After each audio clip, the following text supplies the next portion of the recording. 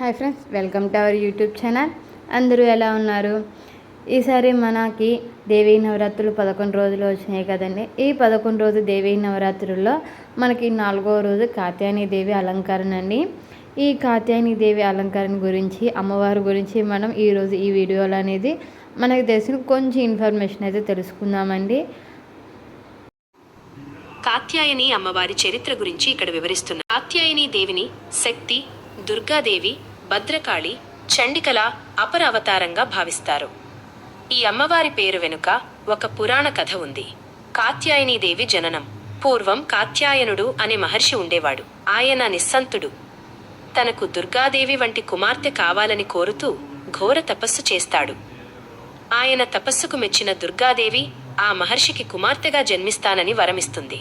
మరోవైపు మహిషాసురుడు అనే రాక్షసుడు తనను ఏ పురుషుడూ సంహరించలేడని, కేవలం ఒక స్త్రీ చేతిలో మాత్రమే మరణించేలా వరం పొంది దేవతలను, ప్రజలను విపరీతంగా హింసిస్తూ ఉంటాడు.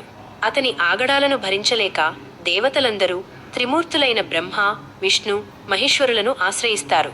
అప్పుడు త్రిమూర్తులు ఇతర దేవతల తేజస్సు నుంచి ఒక శక్తి రూపు దాల్చి అమ్మవారిగా అవతరిస్తుంది.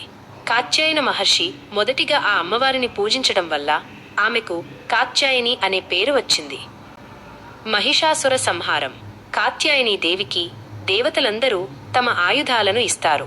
విష్ణువు చక్రం, శివుడు త్రిశూలం, వరుణుడు శంఖం, వాయువు విల్లు, ఇంద్రుడు వజ్రాయుధం, బ్రహ్మకలశం, ఇలా ఎవరికి తోచిన ఆయుధాలను వారు ఇస్తారు.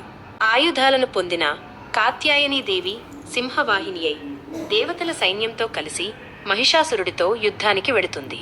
మొదట మహిషాసురుడి సేనలను సంహరించి ఆ తరువాత మహిషాసురుడితో యుద్ధం చేస్తుంది. మహిషాసురుడు వివిధ రూపాలు మారుస్తూ అమ్మవారిని ఓడించడానికి ప్రయత్నిస్తాడు. కానీ అమ్మవారు తన త్రిశూలంతో పొడిచి కత్తితో మహిషాసురుడి తలను నరికి సంహరిస్తుంది. మహిషాసురుడిని సంహరించింది కాబట్టి ఈ అమ్మవారిని మహిషాసురమర్దిని అని కూడా పిలుస్తారు. కాత్యాయని వ్రతం. కాత్యాయని దేవిని పూజించడం వలన సంతానం లేని వాళ్ళకి మంచి సంతానం కలుగుతుంది. అలాగే వివాహానికి సంబంధించిన ఏమైనా ఇబ్బందులు అలాంటివి ఉన్నా కూడాను అలాంటి ఇబ్బందులన్నీ తొలగిపోయి మంచి తన కోరుకున్న వరుడు అనేది దొరుకుతారనమాట. అదండి ఈరోజు ఈ వీడియో వచ్చేసప్పటికి. అలాగే కాత్యాయని అమ్మవారి గురించి మనకు తెలిసిన కొంచెం ఇన్ఫర్మేషన్ అనమాట. ఈ వీడియో కానీ మీ అందరికీ నచ్చితే please like, share and subscribe. ఇలాంటి మరికొన్ని వీడియోతో, మరికొన్ని మంచి ఇన్ఫర్మేషన్తో మళ్ళీ మీ ముందుకు వస్తానండి. అప్పుడు దాకా ఈ వీడియోస్ని అలా చూస్తూ ఉండండి. మీకేమైనా కావాల్సి ఉంటే వీడియోస్ మనకి కామెంట్ రూపంలో మనకి తెలియచేయండి. ఇదండి ఈరోజు మన ఈ కాత్యాయని దేవి అమ్మవారి గురించి మనకు తెలిసిన కొంచెం ఇన్ఫర్మేషన్ అయితే మీ అందరికీ తెలిసింది. మీకు కానీ ఈ వీడియో కానీ నచ్చితే please like, share and subscribe.